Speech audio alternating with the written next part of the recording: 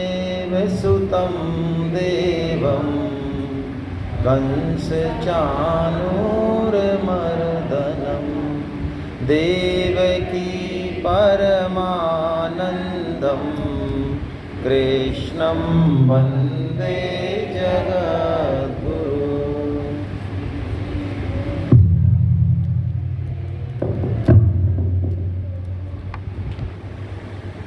भगवान श्री कृष्ण अब जो अध्याय लेने वाले हैं, इसको गीता का यदि सबसे महत्वपूर्ण अध्याय कहें तो कोई अतिशयोक्ति नहीं होगी। खुद भगवान ने भी ऐसा कहा है। थोड़ी आवाज कम करो पीछे से, इसकी गूंज रही है ना। इस अध्याय का नाम है पुरुषोत्तम योग। मात्र 20 श्लोक हैं, सबसे छोटा अध्याय है। और भगवान ने कहा कि कोई गीता भी ना पढ़ पाए पूरी, क्योंकि गीता तो शास्त्र है अपने आप में, हम वेद ना पढ़ पाए, पुराण ना पढ़ पाए, सिर्फ गीता पढ़ ले काम हो जाएगा। लेकिन हमारे जैसे महावट हो सकता है गीता भी ना पढ़े, तो भगवान ने कहा सिर्फ 15वां अध्याय कोई पढ़ ले तो काम हो जाएगा। इति गुह्यतमम शास्त्रम भगवान ने कह दिया। शास्त्र वो है जिसमें 4 चीज़ों की चर्चा होती है, वो शास्त्र है। और मात्र भगवान ने 20 श्लोकों में ऐसा जादू कर दिया कि चारों चीज़ों की बड़ी खुल के चर्चा कर दी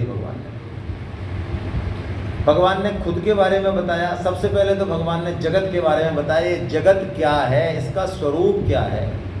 फिर हमारे बारे में बताया। पहली बार गीता में भगवान हमारा इंट्रोडक्शन करा रहे हैं, हमसे खुद से ठोक के करा रहे हैं। हम तो पता नहीं क्या समझ रहे हैं अपने आप को। भगवान कह रहे हैं कि तू कौन है और तेरा और मेरा आपस में संबंध क्या। ये कौन कह रहे हैं? भगवान। हम ही नहीं कह रहे, भगवान कह रहे हैं।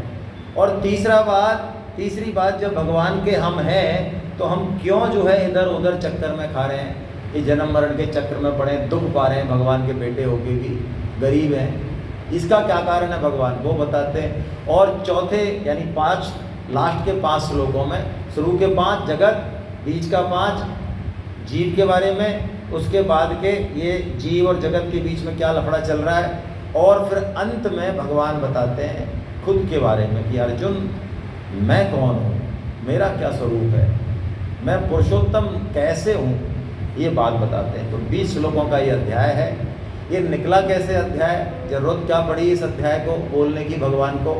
अभी अभी संतोष जी ने कहा कि भगवान ने गुणों से पार जाने का एक तरीका बताया। वैसे तो भगवान ने बता दिया पहले ही, लेकिन अर्जुन की ज़्यादा समझ में बात आई नहीं। तो अर्जुन ने फिर प्रश्न किया 14.21 में कि भगवान जो गुणों से पार चला जाता है उसके क्या लक्षण हैं और मैं कैसे पार जाऊं, कोई सरल सा रास्ता बताओ, शॉर्टकट। तो भगवान ने 14.26 में शॉर्टकट बताया, भक्ति परक रास्ता बताया कि तू यदि अव्यभिचारिणी भक्ति योग से मेरा सेवन करे तो तू तीनों गुणों से पार हो जाएगा, गुणातीत हो जाएगा। गुणातीत मतलब भगवान से मिल जाएगा, भगवान की प्राप्ति हो जाएगी। भगवान गुणातीत है। तो संतोष जी ने अव्यभिचारिणी भक्ति का मतलब बताया कि केवल और केवल भगवान से संबंध रहे और किसी से संबंध। अब बोलो, मैंने सुबह भी आपको खतरा बताया था कि आप गीता सेमिनार में जाके और घर में जो है धर्म पत्नी से कह दोगे कि हमारा और आपका कोई संबंध नहीं है, तो 2 दिन में अकल ठिकाने आ जाएगी आपकी। हैं? टिफिन कौन तैयार करेगा भैया? कृष्ण, हाँ तो करा लो कृष्ण से। तो भैया इस संसार में रहना है तो सब है, पति है, पत्नी है, भाई है, देवर है, अफसर है, ऑफिस है, ये रात और दिन इनके साथ हमारा व्यवहार चलेगा। तो इनके साथ रात और दिन व्यवहार करते हुए, मिलते हुए ये अव्यभिचारिणी भक्ति कैसे होगी? ये क्या लफड़ा डाल दिया भगवान ने कि केवल मेरे से संबंध। फिर तो भगवान कह रहे हैं तो अव्यभिचारिणी भक्ति तेरी बनी रहे सुबह से शाम तक, रात भर तू कहीं घूम जगत में। इसके लिए मैं तुझे जगत का स्वरूप बताता हूँ, तू समझ तो सही ये जगत है क्या, क्या इसका स्वरूप है, ये कहाँ से निकला और क्या इसका पर्पज है। तो वही बता रहे हैं भगवान। बहुत प्यारा श्लोक है भाई ये, इतना प्यारा श्लोक है और गीता की ऐसी अद्भुत बात है कि बिल्कुल दिमाग चौंकता है। देखो इस एक श्लोक को जो ठीक से समझ लेता है, ये भगवान कृष्ण की घोषणा है, मजाक नहीं है। भगवान कृष्ण कहते हैं वो संपूर्ण वेदों को जानने वाला है। ओहो, हम में से तो भैया वेद पढ़ने वाले मुझे नहीं लगता है, कोई हाथ खड़े करो, मैं तो हर सेमिनार में कराता हूँ और मुझे मिलते नहीं। अब ये एक खड़ी हुई हैं, देखो अब मैं पूछूंगा तो पता चलेगा इन्होंने कितने पढ़े हैं। आपने पढ़े होंगे, मैं मना नहीं कर रहा हूँ, लेकिन शब्दार्थ पढ़ना और वेदों के भावार्थ को ग्रहण करना और भावार्थ से भी ऊपर वेदों का जो लक्ष्यार्थ है उसको ग्रहण करना। आपने पढ़े तो चलो, मैं एक चीज़ पूछ रहा हूँ, मैं निंदा नहीं कर रहा हूँ, बस कि हम वेदों को पढ़ के भी हम समझ नहीं पाते हैं। क्या वेदों में कर्म कांड बहुतायत से है? ये मना कर रही है, इन्होंने वेद पढ़े। बोलो 90% वेद में कर्म कांड ही है। आपने कैसे वेद पढ़े मुझे तो समझ नहीं आया। 1 लाख मंत्र जो वेदों के हैं उसमें 80,000। सुनो आप और मेरी कोई बात ही नहीं है, आप क्या और मैं क्या हूँ। अब मैं जो बोल रहा हूँ, जो संतों के वचन बोल रहा हूँ, स्वामी जी के वचन बोल रहा हूँ, उनके बराबर तो नहीं पढ़ा ना आपने और मैंने, दोनों ने। तो वेद में 1 लाख यदि श्लोक है तो उसमें से 80,000 किसके हैं? कर्म कांड के। और 16,000 किसके हैं? उपासना कांड के। और लास्ट के 4,000 ज्ञान कांड के हैं। तो वेदों का मतलब क्या है? हमको कर्म कांड में लगाना या ज्ञान कांड में लगाना? लगता तो ऐसा है कर्म कांड के जब इतने दिए तो इतने होंगे कर्म कांड में, फिर कर्म कांड के इतने क्यों दिए? अब देखिए ऐसा पता नहीं चलता है। वेदों को, वेद बहुत गहरे हैं, इनकी बात नहीं है। वेदों को हम पढ़ तो सकते, बहुत कम लोग हैं, बिरले, लेकिन उसका मंतव्य कुछ समझ में नहीं आता। लेकिन भगवान यहाँ कैसी घोषणा कर रहे हैं आप देखो तो सही, आश्चर्यजनक बात। भगवान कह रहे हैं कि तू इस एक श्लोक का मतलब समझ जाएगा तो तू वेदविद हो जाएगा, वेदों को जानने वाला हो जाएगा। और यदि भगवान श्री कृष्ण सर्टिफिकेट दे दें तो बोलो किसी की हिम्मत है जो कह दे कि हमने वेद नहीं पढ़े? सर्टिफिकेट दे रहे भगवान। कैसा प्यारा श्लोक है। वेद पढ़ते पढ़ते भी समझ में नहीं आएंगे, इस श्लोक से सारे वेद समझ में आएंगे। आइए हम देखते हैं जगत का स्वरूप क्या और क्या कह रहे हैं भगवान। ऊर्ध्वमूल मध्य शाखम अश्वत्थम प्राहुरव्ययम छंदांसि यस्य परनानि यस्तम वेद स वेद। अर्जुन जो इस जगत को ऐसा जानता है जैसा कि मैंने इस श्लोक में बताया, तो वो संपूर्ण वेदों को जानने वाला है। कैसा बताया भगवान ने? भगवान ने इस जगत को पीपल के पेड़ की संज्ञा दे दी, लेकिन ये पीपल का पेड़ भगवान ने उल्टा लटका दिया। यानी ऊपर तो जड़ है और नीचे तना है, ब्रह्मा जी हैं, फिर शाखाएं दिख रही है ना आपको। और जड़ में कौन बैठे हैं? भगवान श्री कृष्ण। ओ हो। इसका मतलब ये जो जगत प्रकट है ये किससे प्रकट है भाई? श्री कृष्ण से। अच्छा अब एक बात बताओ, हमको यदि किसी पेड़ को अच्छे से पल्लवित पुष्पित करना है, पोषण करना है उसका, तो हम पानी कहाँ डालते हैं? उसकी एक एक पत्ती में डाल दें? ऊपर चढ़ के नसैनी पे हाथ पैर टूट जाए जो चाय वाली, कहाँ डालते हैं? क्यों? अच्छा पेड़ दिख रहा है कि जड़ दिख रही है? जड़ दिख रही है। बताओ, नहीं दिख रही है उसको पानी डाल रहे हो, जो दिख रहा है उसकी परवाह नहीं कर रहे हो। क्यों भाई? हाँ, माता जी बता रही हैं, जड़ में तुम बावड़े हो, जड़ में डालने से सब पेड़ को पानी पहुंच जाता है, ऊपर की एक एक पत्ती टहनी तक पानी पहुंच जाएगा। और हमको तो पता नहीं किसको कितना पानी चाहिए, जड़ को दे दिया तो वो जहाँ जितना है वहाँ। और मान लो मैं जड़ मुझे दिखती नहीं और मैं वैज्ञानिक टाइप का आदमी हूँ, बुद्धिमान, तो मैं दिखता उसी को मानता हूँ, तो मैं जड़ की तो परवाह करूँ ना। और वैसे ही एक एक पत्ती को जो है पानी पिलाता रहूँ, और जड़ में जंग लग जाए, बिल्कुल फोसली हो जाए, जब मर जाए तो बोलो पेड़ बढ़िया रहेगा। बस यही है इस जगत में रहने का विज्ञान। हम पूरे 40 साल 50 साल 60 साल अफसरी करते रहते हैं, प्रोफेसरी करते रहते हैं, व्यापारी बनते रहते हैं, और हम परवाह करते हैं पेड़ की पत्तियों की, टहनियों की, लेकिन हमको जड़ से कोई मतलब नहीं है। तो बोलो हमारा जो पेड़ है, ये परिवार रूपी पेड़, ये जगत रूपी पेड़, क्या ये बढ़िया रहेगा? और एक यदि जड़ को पानी पिला दिया, एक श्री कृष्ण की आज्ञा का पालन कर दिया, जैसा कि आपने करा भी है संकल्प में, तो आपको क्या लगता है हमारा परिवार, हमारा देश, समाज का जो वृक्ष है, क्या वो हरा भरा नहीं होगा? अब एक और खास बात, हमने जीवन में दुनिया भर की डिग्री और दुनिया भर के कला कौशल सीखने में हमने अपना पूरा समय जाया करते हैं। मैं कहता हूँ हम बड़े से बड़ा देश का भला कर रहे हैं, हमारे हाथ में कोई हुनर है जिससे देश का भला हो रहा है, विश्व का भला हो रहा है, हम वैज्ञानिक हैं, हमने बड़ी बड़ी खोजें कर दी, हमने कुछ भी कर दिया, हम बड़े कंप्यूटर के जानकार हैं, हम समाज में कह रहा हूँ हम कुछ भी हैं, जो भी हमारे अंदर कला कौशल है उसको जीरो मान लो। अब मेरे जीवन में 1 जीरो, मैं इंजीनियर हूँ, किसी के में 5 जीरो है, किसी के में 10 जीरो है, मान हो सकती है 10 जीरो, भाई बड़ा जबरदस्त आदमी है, लेकिन 10 जीरो का टोटल करोगे तो कितना आएगा भाई? और किसी के पास 1 ही जीरो है, बिना पढ़ी लिखी है, बिना पढ़ा लिखा है, जो काम है वो कर रहा है प्रेम से अपना, लेकिन उसने 1 को पकड़ लिया, तो उसका जो जीरो भैया वो कितना हो जाएगा? और किसी ने यदि 1 को नहीं पकड़ा और इस संसार में सब कुछ उसने मान, बड़ाई, नाम, जो बड़ी से बड़ी पदवी ठोक के ले ली उसने, 10 जीरो इकट्ठी कर ली, 20 जीरो इकट्ठी कर ली, भैया टोटल क्या मिलेगा? राम नाम को अंक है और अंक बिना सब सून, अंक गए कछु हाथ नहीं और अंक भये 10 गुण। ये जीवन जीने की कला दे रहा है, ये एक श्लोक हमारे जीवन की डायरेक्शन बदल रहा है। अरे ये तन, ये मन, ये धन, ये कला कौशल यदि श्री कृष्ण के काम नहीं आया, उनके जनों के काम नहीं आया, तो हमने जिंदगी में क्या किया, क्या किया, क्या किया?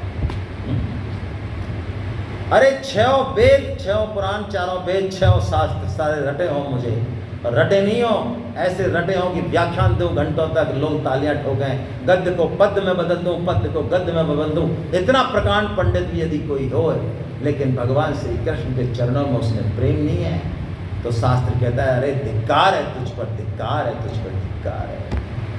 षडंगादि वेदो मुखे शास्त्र विद्या, सुपद्यम सुगद्यम सुपद्यम करोति, यशोदा किशोरे मनोवे न लग्नम, ततः किम ततः किम ततः किम ततः किम। अरे तूने क्या किया, क्या किया, क्या किया? तूने कुछ नहीं किया। तो भैया यदि हमको अपने परिवार को, देश को, समाज को, सबको यदि हष्ट पुष्ट रखना है, तो श्री कृष्ण रूपी जड़ का सिंचन करना होगा। आज से ये ध्येय बना लें। क्यों करें हम? हमारे ऊपर क्यों जिम्मेदारी डाल रहे हो इतनी बड़ी? तो भगवान कह रहे हैं, आहा क्या प्यारा श्लोक है। परम श्रद्धेय स्वामी जी महाराज, स्वामी राम सुखदास जी महाराज ने जो महामंत्र दिया हमको कि कुछ भी नहीं हो तो महामंत्र पुकारो, चालू हो जाओ आज से ही। कुछ समझ में आया चाहे नहीं आया, हे नाथ, हे मेरे नाथ, मैं केवल आपका हूँ, बस पुकारो, इसी से कल्याण हो जाएगा। कलयुग में स्वामी जी का वचन है। ये जो महामंत्र स्वामी जी ने प्रकट किया, ये कहाँ से किया? ये गीता के इस श्लोक से किया। या भगवान ठोक क्या कह रहे हैं हमसे? कृष्ण कह रहे हैं तीनों लोगों के मालिक, अरे अर्जुन, ये जीव यानी हम सब केवल और केवल भगवान के हैं। अभी दिव्यांशी देखिए श्लोक सुना रही थी, सुना रही थी ना। अब वो जैसा भी सुना रही थी, आलेख ने बहुत अच्छा सुनाया, लेकिन मैं कहूँ ये अशुद्ध बोलती, संस्कृत नहीं बोलती, आड़ी तिरछी खड़ी होती, कपड़े कैसे भी पहनती, नहाई नहीं नहाई, लेकिन जब ये श्लोक सुना रही थी उस समय इसकी मम्मी के, इसके पापा के चेहरे का रंग देखते आप, जैसे कोई 440 वाट का लट्टू जल रहा हो वहाँ पे। क्यों भाई? और इससे सुंदर हम बच्ची खड़ा कर दें और इससे सुंदर हम श्लोक पढ़वा दें और एक नहीं हम 10 पढ़वा दें, तो बोलो वो लट्टू जलेगा उधर? हैं? 50 वाट का जलेगा? 50 का भी नहीं जलेगा। अब बात कहाँ है भाई? मेन बात पकड़े। हम लग रहे हैं अच्छे बनने में, शुभ काम करने में, सत्कर्म करने में। अरे इन शुभ कर्मों और सत्कर्मों के दम पे क्या भगवान को प्राप्त करेंगे हम? अरे हम भगवान के हैं ही, इसलिए भगवान को प्राप्त करेंगे। हैं ही भगवान के, आड़े तोड़ तिरछे तो, चोखो बुरो कुटिल और कामी, जैसा हूँ मैं हारो। तो भजन भी करेंगे, गीता भी pढ़ेंगे, प्रचार भी करेंगे, जो कुछ भी करेंगे, जो कुलामंडी खाएंगे जगत में, कैसे खाएंगे? भगवान के होकर खाएंगे।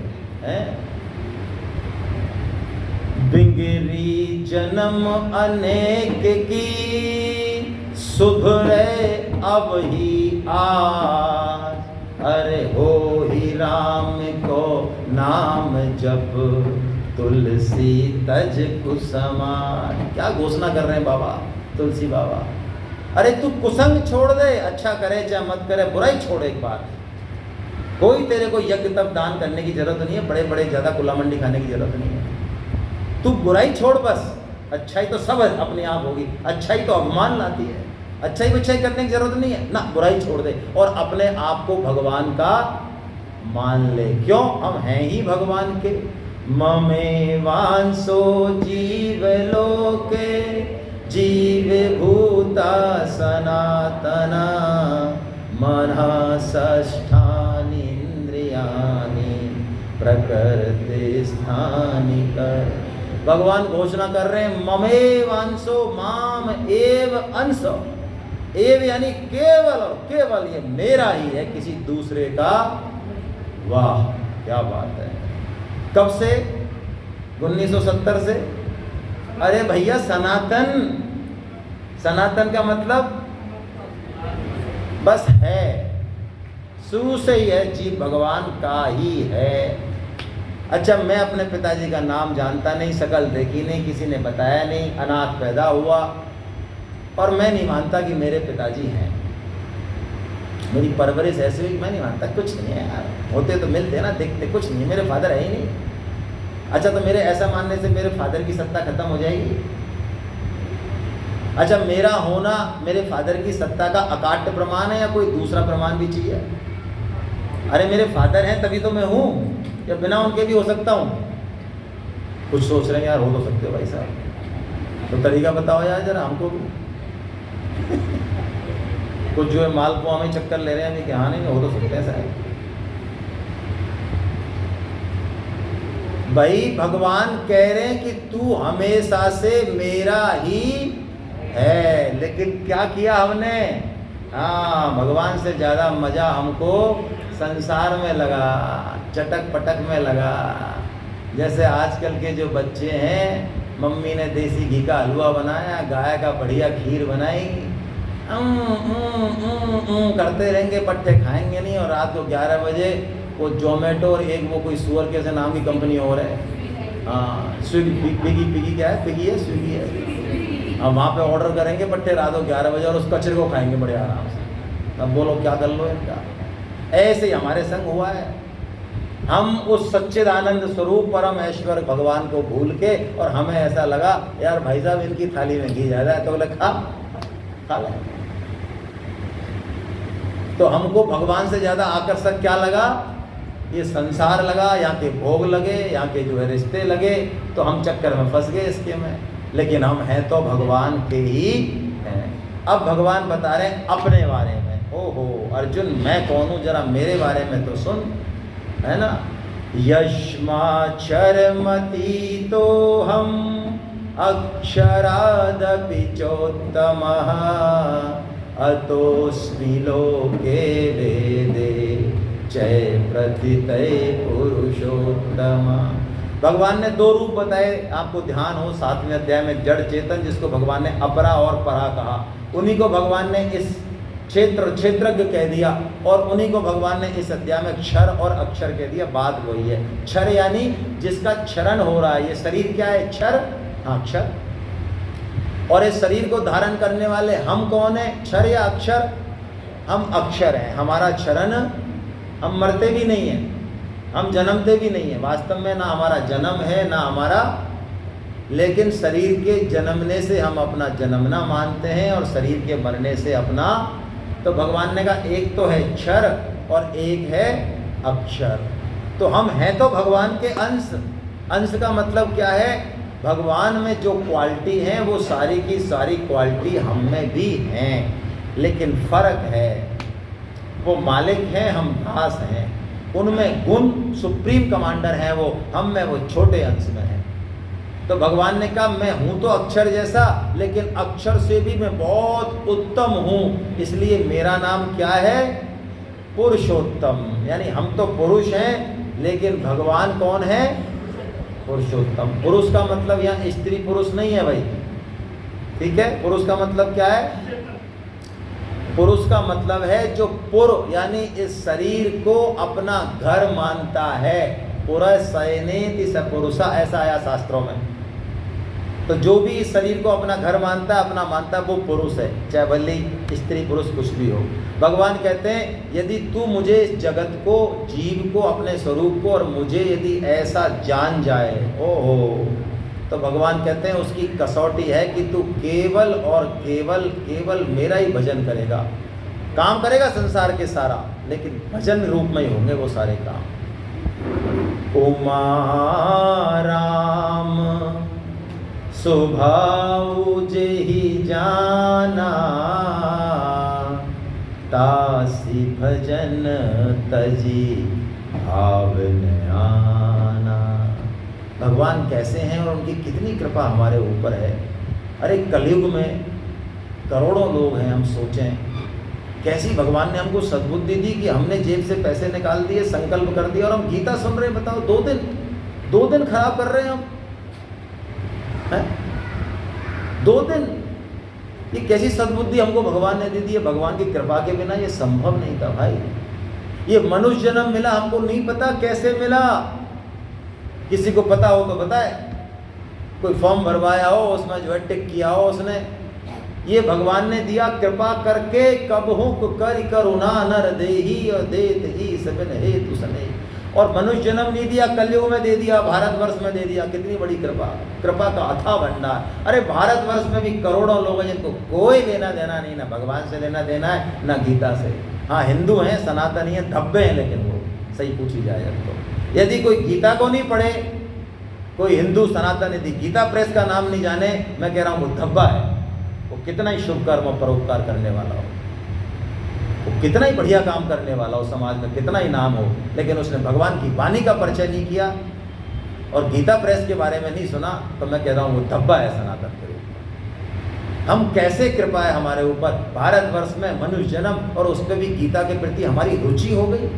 अरे रुचि नहीं हो गई, वीवीआईपी टाइम पे हमारा जन्म हो गया, रुचि हो जाए, सामान नहीं हो तो क्या करोगे। गीता प्रेस मौजूद है, स्वामी जी की वाणी मौजूद है, सेठ जी की वाणी मौजूद है, हमको प्रकाश दिखा रही है, हमको रास्ता दिखा रही है। यही कह रहे भगवान, यो मामेवम सम्मूढ़ो जानाति पुरुषोत्तमं स सर्वविद भजति मां सर्वभावेन भावेन। यदि हम इन बातों को समझ जाएं, भगवान की कृपा को अनुभव कर लें, भगवान को पुरुषोत्तम समझ लें, तो भगवान कहते हैं स सर्वविद भजति माम सर्वभावेन भारता। हमेशा हर काल में हर क्रिया से वो मेरा पूजन ही करेगा। अच्छा हाँ, खाएगा तो, पिएगा तो, नहाएगा तो, चलेगा तो। आपने शिव मानस पूजा देखी है? शिव मानस पूजा में शिव मानस पूजा का तीसरा छंद है ना, कैसे शुरुआत है उसकी? यद, अरे दूसरा वाला तो है पूजा ते विषयो भोग रचना, हुआ ना। हाँ,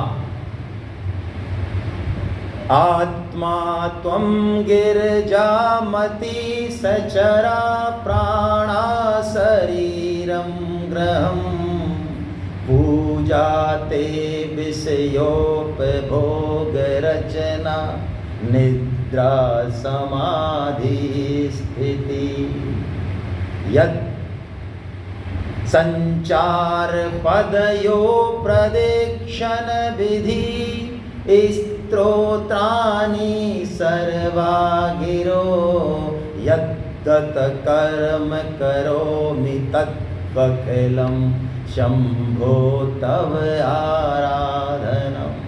क्या बढ़िया। वो कह रहे प्रभु हम तो हमेशा ही आपकी आराधना करते हैं, 24 घंटे हैं। 24 घंटे कैसे करता है? अरे हम चलते थोड़ी हैं, हम तो आपकी प्रदक्षिणा करते हैं। अरे आप कहाँ नहीं हो? तो हम तो मंदिर की परिक्रमा कर रहे हैं। अरे हम सोते थोड़ी हैं, सोते नहीं हो, क्या करते हो फिर? अरे हम तो समाधि में जाते हैं प्रभु, सोते समय आपका नाम ले देते हैं और जगते समय भी हरे कृष्णा कर देते हैं, तो 8 घंटे की समाधि हो जाती है हमारी। हैं हम बोलते थोड़ी हैं, शब्द ब्रह्म है, आप शब्द में ब्रह्म बसा हुआ है। अरे तो हम बोलते थोड़ी हैं, हम तो मंत्रों से आपकी स्तुति करते हैं। और हम इंद्रियों का भोग थोड़ी करते हैं महाराज। हमने जो मालपुए खाए ये भी तो आपकी तो पूजा करी हमने, हमारा क्या लेना देना है? मालपुए में मुतर के कौन आया? और आप ही तो आए। अरे यानी हर क्रिया भगवान का क्या बना दी? ओहो। अब जो लोग ज़्यादा खा के आए वो पछता रहे कि यार इन्होंने बहुत परेशान कर दिया है यार, ये पीछे ही पड़ गए। सर्वविद भजति माम सर्वभावेन भारत। और इसका मैंने फार्मूला दिया आपको, निवेदन किया आपके चरणों में कि इसके लिए हम जो है 2 काम अवश्य करें। एक अच्छी संख्या में नाम जप और गीता का प्रचार। भगवान ने कहा इति गुह्यतमं शास्त्रम। अर्जुन ये जो मैंने 20 श्लोक कहे, 5 5 5 5 5 5, यही शास्त्र हैं। और जो इसको जान जाएगा वही बुद्धिमान है। और उसने जो करने लायक काम था वो सब कर लिया। ओहो, उसको भगवान ने कृत्यश्च कह दिया। यानी यदि हमने ये काम कर लिया, ये समझ लिया, तो भगवान कहते हैं जीवन में जो भी करना था वो सब काम कर लिया, कुछ भी बाकी नहीं रहा। हरे कृष्णा।